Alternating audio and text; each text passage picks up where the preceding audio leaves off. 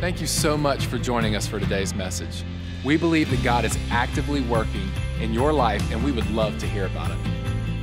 If you feel led, please take a second to share your story with us at amen@freedomchurch.sc. If you would like to partner with our ministries financially, you can do so by going to freedomchurch.sc/give and just select the giving option that works best for you. Thanks again for joining us. We hope you enjoy today's message. Glad that you're here this weekend. Last weekend, if you weren't with us, we started a brand new series that I think is going to be pretty helpful to us as a church. This series will really combine with the next 9 or so weeks to, I believe, put us into a position as a church where we can grow to learn how to be this church that God has positioned us to be in our county, in our state, in our world, as God just continues to bless us and have favor on us as Freedom Church. And so for the next few weekends together, I believe that if we'll get through this together and really engage with what God has to teach us, engage with Holy Spirit as He prompts us, that we will be an upgraded version of ourselves when we get to the end of this series. And for the next couple weekends, we're going to continue to study a parable out of Scripture. Remember, a parable is a story, fictional story, that Jesus would tell, and He would tell this story to be parallel to a truth that He was trying to teach. And so it was an illustrative story to illustrate a truth that God or Jesus was trying to teach. And we find Him in this parable. It is the parable of the Good Samaritan. If you've been around church or not been around church, you've heard of the Good Samaritan at some point in your life. You may not have known it came from a parable of Jesus, but it did. It came from a teaching of Jesus. And so we're going to continue to learn from this parable where Jesus has this real-life encounter with this Jewish man who is an expert in the law, a lawyer of religion, a religious lawyer, if you will. And he has this real-life encounter with him that then produces this fictional but very much illustrative story that Jesus tells in Luke chapter 10. So let's look at Luke chapter 10 together just to review what we've learned from Jesus so far as He teaches us how to be human and how also to be kind.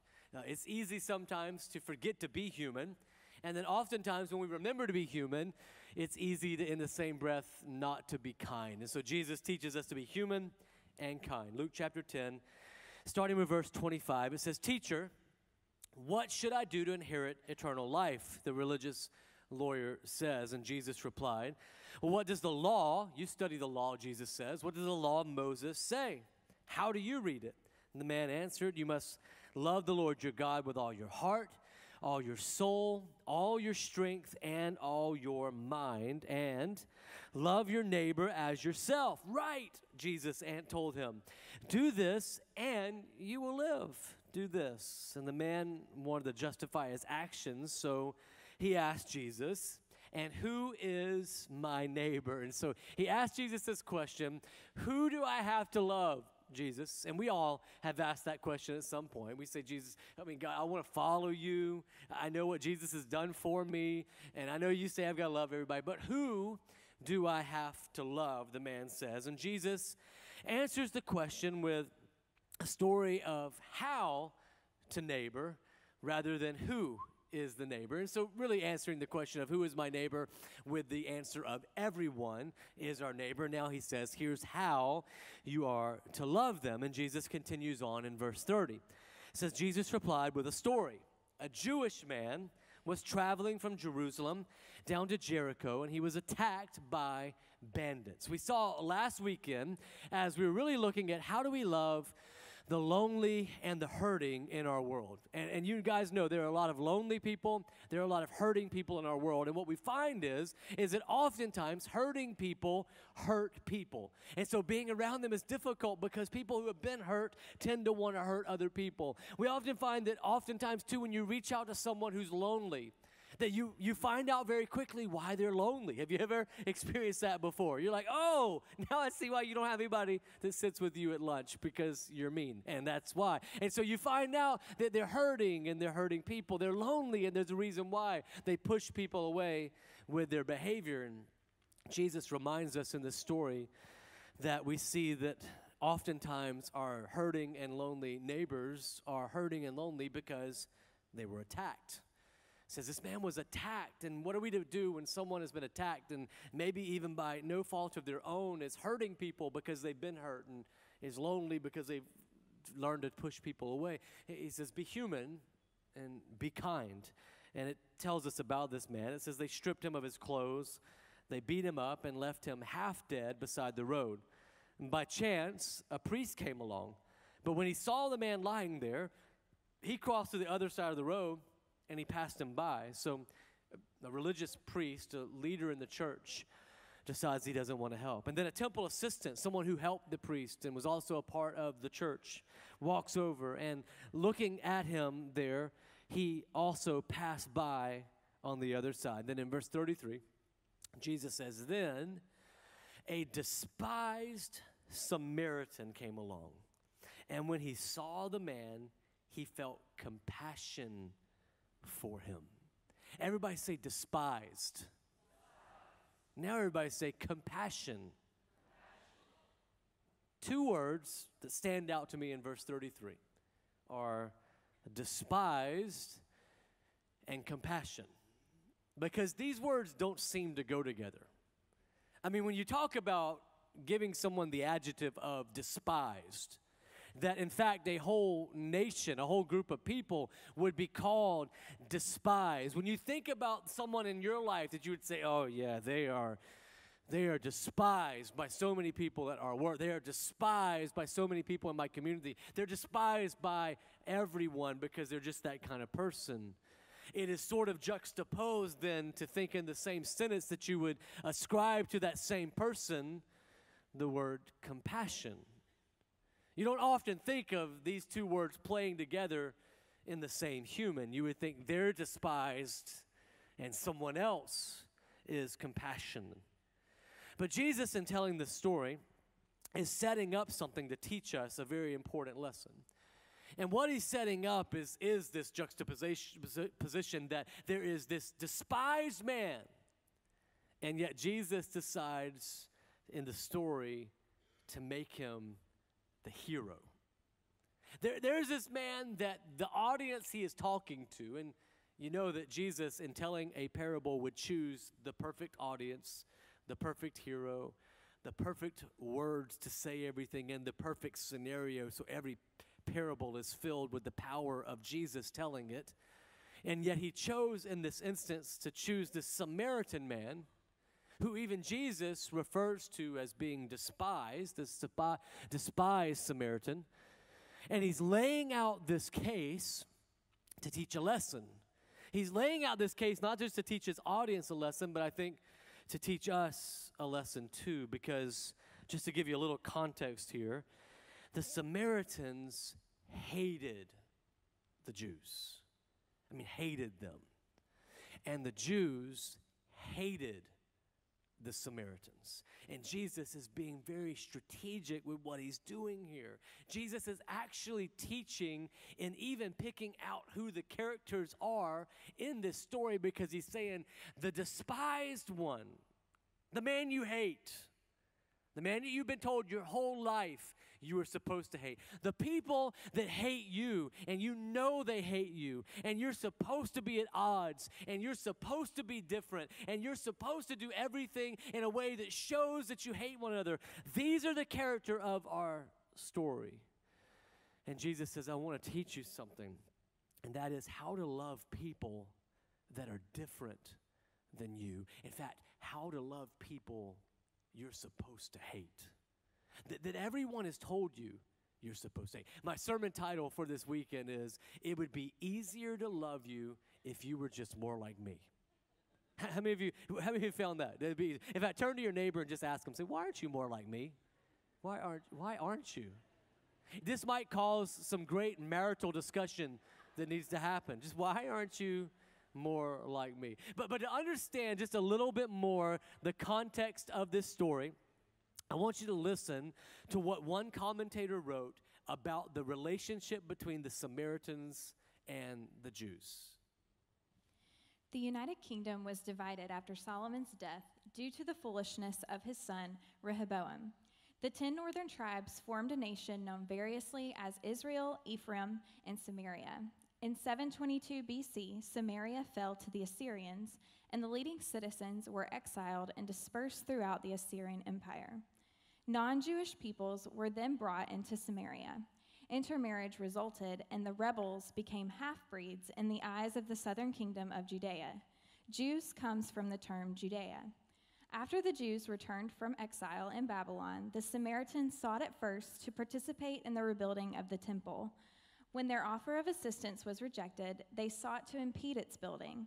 The Samaritans later built their own temple on Mount Gerizim, but led by John Hyrcanus, the Jews destroyed it in 128 BC. So great was Jewish and Samaritan hostility that Jesus' opponents could think of nothing worse to say of him than John 8:48. Aren't we right in saying that you are a Samaritan and demon-possessed? And so just to give you a little context of this story, as you heard, the Assyrians invaded these nations that were together, the people of God. They were together, the Jewish nation. And they were separate nations, but together. And then when the Assyrians invaded them, they won. And because the Assyrians won, they exiled the Judea, the Jewish people, to one place. And then they started to mix in and mingle with the Samaritans. And so the Samaritans were there. And in Samaria, they began to take on some of the culture of the Assyrians. And because they were beaten, and because they were abused, and because they were caused and they were made to do these things, they began to take on a little bit of a different culture. And so then enter the Jews back into the picture at some point when the Jews are taken out of exile. And the Samaritans try to come back together with them. And as you can imagine, it would have been an incredible reuniting to say we're back together as one nation again, as one people again. But the Jewish people, because of some of the intermarriage that had happened and because of some of the cultural change that had happened, said, no. We don't want to have anything to do with you. We hate you because now you're different. You're not like us anymore. You're very different than us. And so the Samaritans even came back and said, let us help rebuild the temple so that we can worship our God together. And the Jewish people said, no way, you're not going to be any part of that. And so the Samaritans said, okay, well, we want to worship our God. And so they went and started to build their own temple. And then, led by their valiant leaders, the Jewish people came in and destroyed their attempt at a temple, saying, you don't have any right to worship our God. You're no longer a part of us because your skin color has changed some. You've married some people that are different than us. You've taken on some cultural views that are different than us. And so because of that, you are different than us and we hate you. And it just reminds me, even in this moment, of our own country, where a group of people were brought to this country by no fault of their own. And when they were brought here, we would beat them, we would hurt them, and we would cause them to be slaves for us. And for generation after generation, it would be the only culture that they would know was a slave culture. It'd be the only culture that they would know is to be in chains and in bondage. But then eventually there would be some people among even the people that were being beaten down. They would say, this isn't right. We have to do something about this. And this sentiment would begin to spread throughout other people who would also say, this isn't right. And then people of different colors would come together and say, this isn't the right way that we're supposed to do this, that this is wrong. And so our nation would even have to come to battle over this issue of slavery. And finally, we would fall on the right side of the issue, at least in part. And we would begin to change some things. And in the late 1800s and early 1900s, we would begin to try and change, fighting against resistance of change, as some people would say, no way. We're not letting them be in our culture. And we would get to the 40s and 50s and 60s where a black man trying to walk into a restaurant owned by a white person would not be allowed because I'm supposed to hate you. You're different than me. You're inferior to me. And we would get to a point where even me as a white Southern man would be raised and taught that there was a difference between me and my black brothers and that I'm supposed to push them away. They're not supposed to be a part of our churches. We're not supposed to worship together because I hate you. And then by the grace of God, though, I would get to know many people who loved Jesus whose skin color was different than mine. And I would begin to talk to them, and I would realize that even though on the outside there was this difference, that on the inside we shared something together, and that was this love of Jesus and this humanity. And so we would begin to question things, and we would begin to say, is this the way it's supposed to be? Am I supposed to hate you just because we're different? And I would find out that even in their homes as well, that they were told they were supposed to hate me. That I hated them. And you know what it is because you think about the Samaritans. The Samaritans eventually hated the Jewish people, hated them. Because you can only be hated so long before you start to hate yourself. You start to react in hate. You start to react in anger. And you can only take it so long that someone hates you for what you can't even seem to fathom a reason being. And someone hates you simply because of the color of your skin. Someone hates you simply because you're different before eventually you go, you know what? I'm supposed to hate you too. And so in homes all over our country, just like in homes all over the area that Jesus is talking to, little boys and little girls have been told, you're supposed to hate each other. You're different. Oh no, you can't spend the night at their house because their skin color is a different color. No, you can't invite them to your birthday party because it's different. They're different. And then somehow, just like the Jewish people were telling the Samaritans, we told ourselves that not only were we different, we were inferior. That's what I love about our church, is I look out and I see our church is beginning to resemble the racial makeup of our community. We're not there yet, but we're getting there. One of the things I love the most about our church is I was scanning the last service and this service now is the amount of interracial marriages that are in our church. I believe that we've become a safe place for interracial couples. I believe because what I've learned from my black friends, and I know from my own experiences, that interracial couples oftentimes are not accepted in either culture. My friends tell me that in the all-black church, oftentimes they will be seen and they will look at and say, what are you doing stepping out on your race?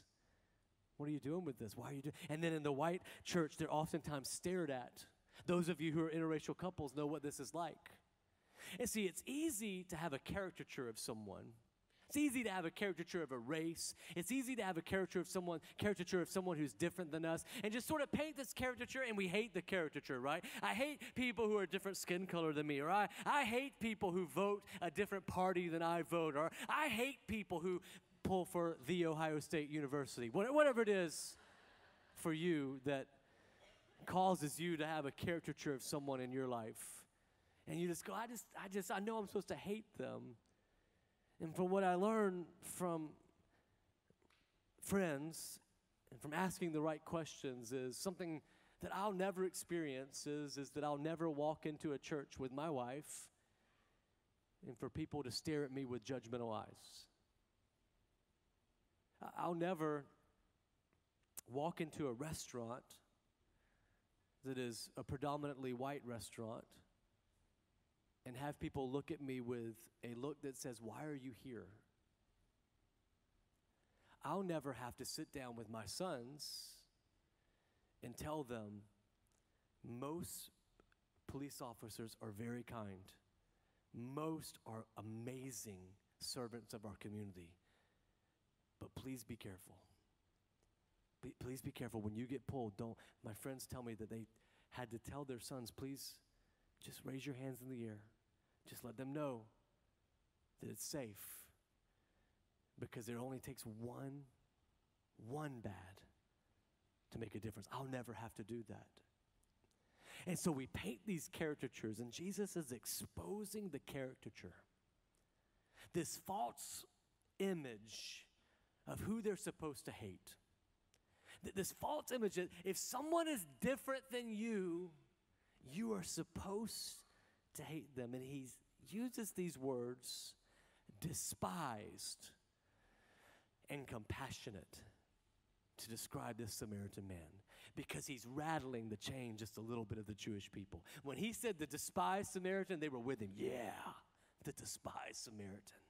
Oh yeah, we're ready, Jesus. And then he said, and compassion. He was showed compassion. What are you talking about, Jesus? We're supposed to hate him. You're supposed to hate him. You're a Jewish man. You know what you're supposed to do.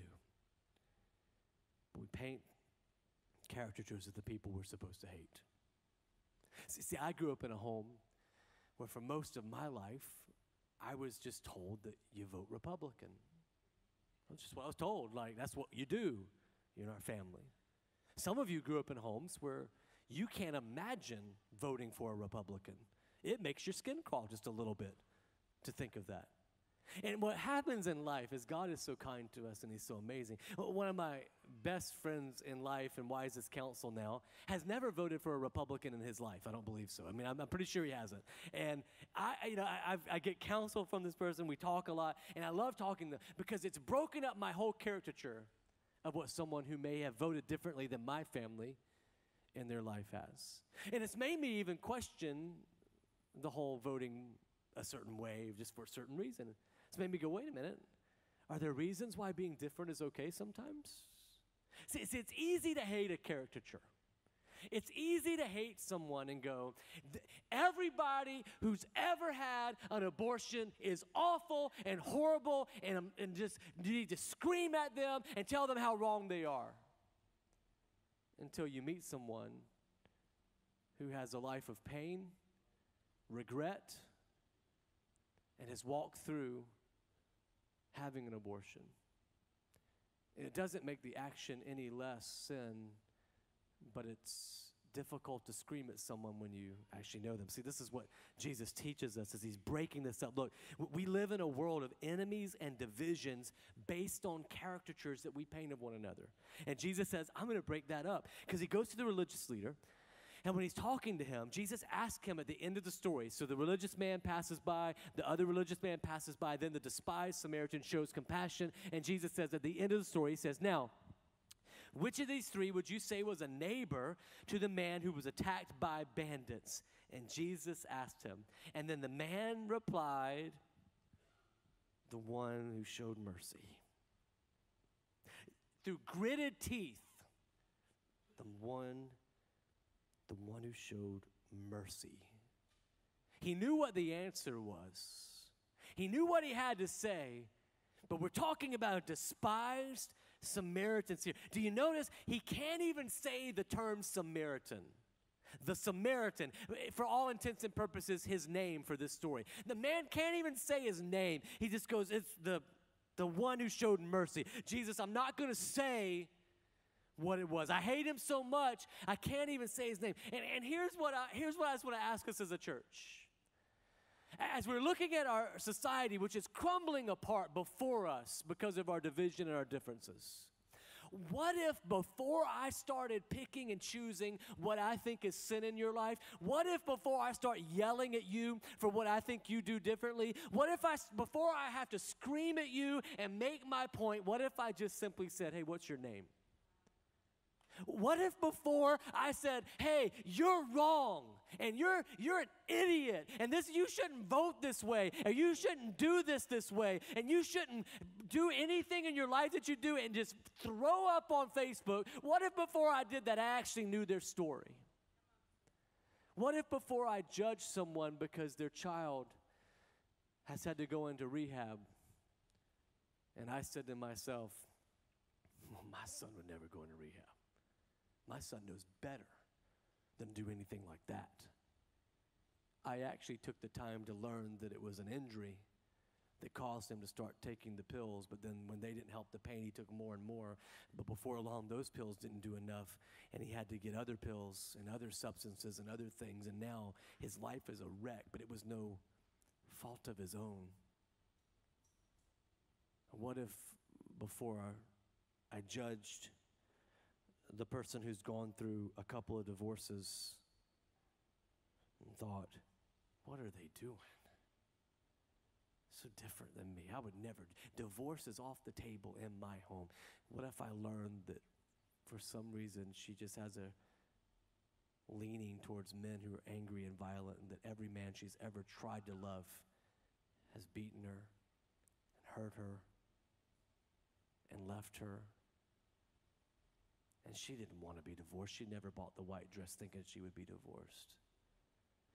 What if for just a moment, rather than judging someone for the sin in their life, we allow God to serve as the CEO in the universe, and we simply realized that we were just as broken as everyone else. And we said, you know what we have alike, and you know what we have in common is the need for compassion. What if we just said, I'd like to know your name? So many of us are screaming at one another before we know each other's names, before we know each other's stories. Why would the enemy need to destroy us if he can distract us with divisions about our differences? The church is worried. God, Satan's going to destroy this country. He doesn't need to destroy this country. Have you watched the news the last week? He's got us so distracted with divisions about our differences. Destroying is the last thing he wants to do. If he destroyed us, we wouldn't be as helpful to him as we are right now. And right now, we're very helpful to him because we're not showing anyone any kindness. We can't agree on anything. There's no civility. There's no one that can just sit around a table and talk to people that are different than them. And I believe that God is calling the church to rise up and say, here is the difference. And see, the church, especially the early church, it is recounted that they did this right. There was something different about the early church that should be different about our church as well. And something different about the early church was that they were in the midst of this culture of hate, culture of dismissing people that were different than them, dismissing people for the very fact that they were female, dismissing people for the very fact that they weren't a perfect race, dismissing people for the very fact that they were different in any way. And in Acts chapter 2, we see the church described in a certain way. It says that when the day of Pentecost was fully come, they were all in one accord in one place. And there's this word that they use there, one accord, that is this deep Greek word that I'm going to explain to you that means to kind of run together in a pace towards a common goal, but together. Together, we're in one accord. This week, our apprentices, who are a group of students who are here who are learning more about being in church and church staff and learning about their calling in ministry, heard that I was going to be preaching on this one accord, this idea of being in one accord, and they kind of got confused, and so they went and got me an illustration, and they're all in one accord. But that's not what it means to be in one accord. What it actually means to be in one accord is this word, homothamedon, is the Greek word, which means with one mind, with one accord, with one passion. And it's a unique Greek word. 10 of the 12 times that it's used in the New Testament, it's used in the book of Acts to describe how the early church worked together, how the early church was the church together. And it's actually a musical term. It really is best described in the area of music. It's when there are lots of different notes all over the place, but these notes come together in one accord to make beautiful music. It's sort of like our quartet that we have back here. These guys have done an amazing job this weekend so far. And so we have got back here two violins. So we got some violins back here. We've got a cello, and then we have a viola. Now, I'm from Berkeley County, so when I first talked about it, I said we're going to have a viola.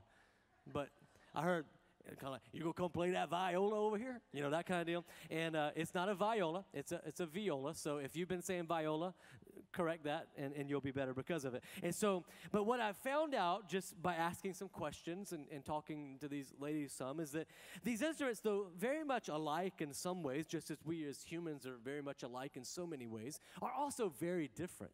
Like, I think this is the cello, right, that has the heaviest of the bows. So she's raising the bows in the air like she just doesn't care. And so she's got the bow here, and it's the heaviest of the bows. It's a different type of bow. And then you've got, over here, you've got, y'all are in the same, y'all are in the treble clef, is that right? In the treble clef. So they kind of tune in the treble clef. And then these guys are in the bass clef. So they're all about that bass, no treble. And so they got that. And then these guys are tuned sort of the same, but you're an octave higher, so a little different there, a little octave higher, and got all this. And then I did find out that they're made by very similar wood, and so there's some differences there. But what I know is that when there's so many differences, how in the world can you come together and make something beautiful? In fact, what it feels like to me is that being so different, it would not make something beautiful, but would make something dissident. In fact, like why don't you all just play your favorite note just for a moment in the way you want to play it, and just kind of play that for a second.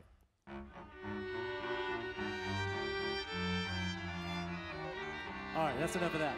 So that's not beautiful, but would you guys agree that that's a little bit of how we sound right now in our culture? Isn't there just a lot of noise, and it's not a whole lot of it that's beautiful in any way or redeeming or graceful or anything? But it's amazing, this word homothamedon, when you bring everything together and you play in a common way, and with a leader that's leading you in a common way, you start to make something that's beautiful. In fact, why don't y'all do that just for a moment to show them how different notes and different time signatures, everything can come together.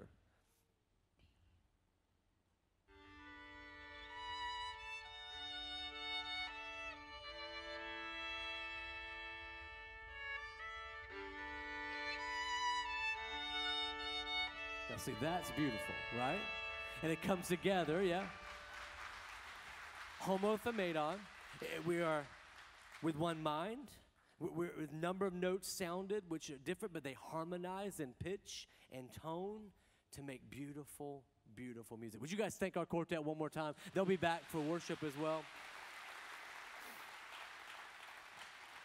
And just like the instruments of a great concert under the direction of a concert master make beautiful music, so the Holy Spirit, when he blends us together, different though we are, can make something beautiful out of the church. In fact, here's my belief, and we may part ways on this. You may not agree with me, but that's okay. Everybody has the permission to be wrong. And what I would say is that what I believe is that I've never seen without Jesus, I don't believe we can get homothamedon without Jesus. I don't believe we can come together and really have consistent grace without Jesus. In fact, I'll put it like this. One of my professors in seminary told me, he said, if there is no God, and there is no right and wrong really, because there is no God. If there is no right and wrong and there is no God and everything is about this life, like it's all about this life. I mean, however long I live, whatever I can get out of this life, that's all I get. And my role then becomes, what can I do to get as much out of this life as I possibly can? Then why would I bother with loving anybody? Like his illustration was, in fact, he said, if that's the case and I can get away with it, if you cut me off in traffic, why wouldn't I just kill you? Why wouldn't I just take out all vengeance if there's no God? And what we see in our culture is a microcosm of that. Our law enforcement keeps us from doing the worst of things most of the time. But in fact, we are at each other's throats in a way that says, this is all about me. This is all about what I can get. And what Jesus is trying to do is break it up and go, you know what? To be the church and to be in one accord and to be running towards the goal that I have for you, it's going to take you realizing that although you're different, that you can come together, and that's going to take the concert leading of the Holy Spirit. We can't do it without God. And so what is a recipe to being kind to people that it shows us in this parable who are not like us? Jesus shows us. He shows us step by step.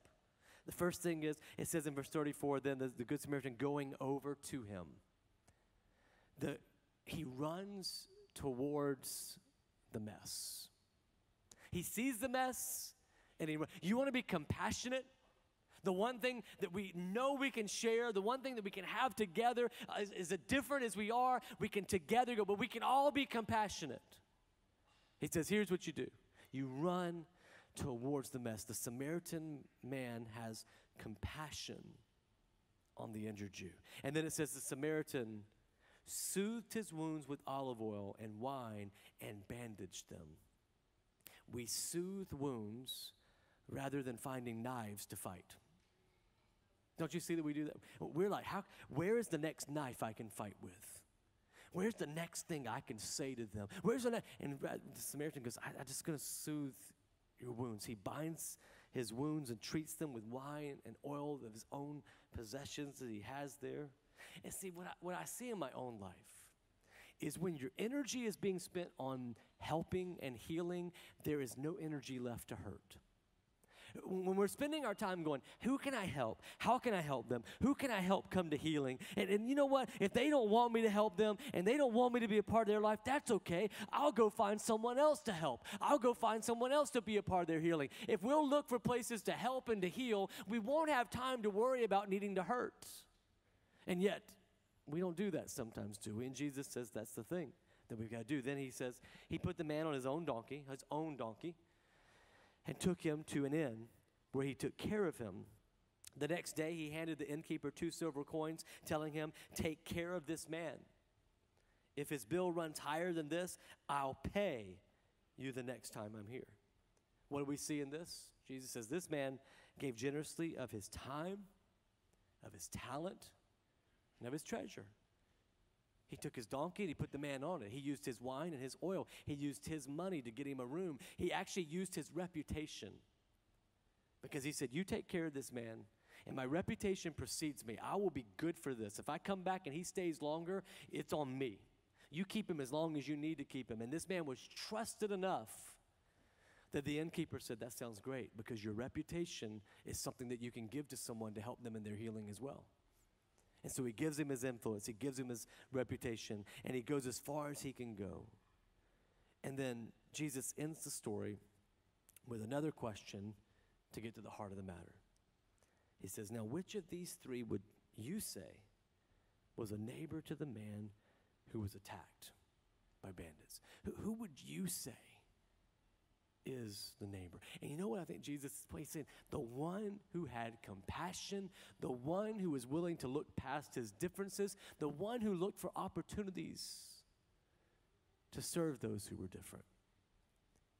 There's a young woman in our church named Brittany who Connie and I have gotten an opportunity to know over the last several months quite a bit, and she is different. She has a difference about her that is obvious when you meet her, and that is that Brittany is spending and will spend the rest of her life in a wheelchair. And I remember when we first met Brittany, I mean, obviously you notice the differences that are there. You know that she's different in some way. And I have to admit that I've been judgmental of people with differences before. I've been judgmental even in the fact of like, I've gone to a place and thought, why in the world does there have to be so many handicapped parking spots? Have you guys ever done that? Don't look at me with judgmental eyes. I know you've done it too. And I thought, why? And I didn't know why. And I thought, why go to an auditorium or somewhere and all the seats up front are handicapped? And you're going, what is this about? And I remember it was just a few months ago that Brittany had asked, if there was any possible way that she could have a seat up front when she comes to worship. And I thought, well, that's cool. She wants to be up front. Like, she wants to be engaged. She wants to be on the front row. And Connie was like, no, viola man. It's not what it is. When everybody else stands up, if she's anywhere but the front row, she can't see the lyrics and to worship. And I thought, never even thought of that. Never, not even for a once did I think of someone who's different in that way. But some other people in our church did. And I just want to show you a little bit of Brittany's story of how just remembering that we can look for differences as a way to serve people can change people's lives.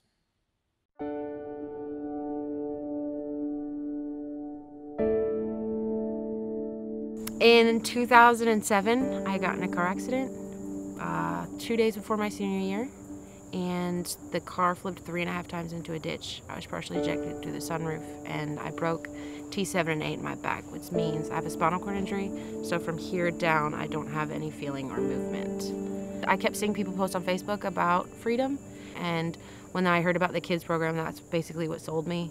And the first day, Logan loved it, I loved it, and we've been there ever since. I think we've only missed like 2 Sundays. Logan is 2. He'll be 3 in December. He was diagnosed with autism in June. Right now, they say that he's on the severe end of the spectrum. He's nonverbal, he doesn't talk. but he is our blessing from God. Even though he has autism and everything, he shows us the world in a completely different light and a different way than anyone else. So I met Brittany for the first time at Spring 2018 Sisterhood. She was sitting at my table, and I knew God was like, aha moment, I needed to be there. In 1993, my brother was paralyzed. He was hit by a truck, and Brittany got into a car accident in high school. They had just similar situations, and they were both paraplegic. I lost him in 2009. I guess God knew that the void from my brother not being here was really hard on me, and when I met her, it was just like, she's a female version of him. They're so like quirky and just two of the same people, and God knew that I needed a friend like Brittany. I met Jess at Sisterhood. We clicked right away. She's one of my best friends. She's like a sister to me. We went to the small group at Connie's house, and we were all talking about going swimming over the summer. And one thing with me is it's difficult to transfer onto the ground and back into my chair, and usually swimming pools don't have a roll-in type of beach access kind of thing. When she had mentioned she had never got to swim with her son or since she was in her accident, so I decided that we should all do it, and we planned to go to my pool because it's a zero entry pool. And with the help of Shawn, my husband, and our friend Jason, we were able to push her wheelchair into the pool and get her out and put her into a tube float. And then we were holding her son while she got in, and then they were able to swim together for the first time. Really awesome. It actually means a lot because as a mom with a disability, it's hard to find things to do with your child that most kids do. Like, I can't take him to the water park, and swimming is difficult, and I can't go to the beach, and all that kind of stuff. So being able to swim with him was actually, it made me feel kind of normal. It meant a lot to me. I know it meant a lot to him, even though he can't verbalize it. In the moment, sitting there holding onto my floaty, having that moment with him was something that I'll never forget. It was amazing. He was so excited, and so was she. The look in her eyes was just something that I never got to see from my brother because he didn't get to experience stuff like that. So it really meant a lot to me.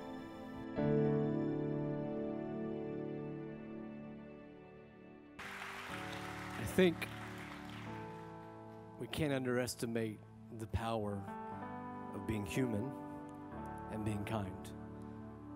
And I think there's a reason why, and this story, Brittany's story, just illustrates it perfectly, because in this moment where she could feel normal, where she could get to do something that maybe she hadn't been able to do and maybe wouldn't ever get to do because of someone just being human and being kind, she also was introduced to the church.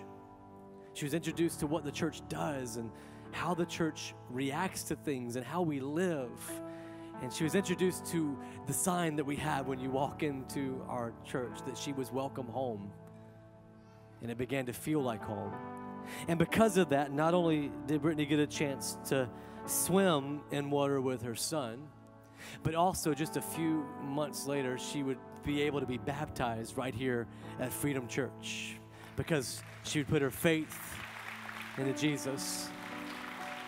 And men would help her into the baptismal, and Alex would be able to baptize her into her faith, recognizing the trust she's put in Jesus. We want to be human. We want to be kind, but ultimately the reason is that Jesus has said, would you let them know how I am? Would you just let them realize that you're a representative of me? And representatives of me don't argue about how we're different. We love one another. He said, they will know that you are my disciples. They'll know you belong to me by the love that you have for one another, not by what you picket, not by what you boycott, not by what you scream about, but by what and how you love. And so we're to be human, we're to be kind, so that God can be God. God, would you allow us to just hear from you? God, maybe in these moments of response time that you would prompt us to know an area of our life where we have, God, someone that we are different than, that we hate, That, God, we've been told we're supposed to hate them, that we've been told that they're not right, that we're right and they're wrong. And God, we just trust you to work all of those things out. And God, we take on the job and the role of loving people and seeing them come to realize that you love them. So God, would you give us conviction of our souls right now, conviction of our heart? We could go to the cross and convict of that hatred that we have for someone, or even that judgmentalism that we have for someone. God, would you work in our hearts? We love you. We want to hear from you. We're grateful for you, Father, as we respond to you. In Jesus' name, amen.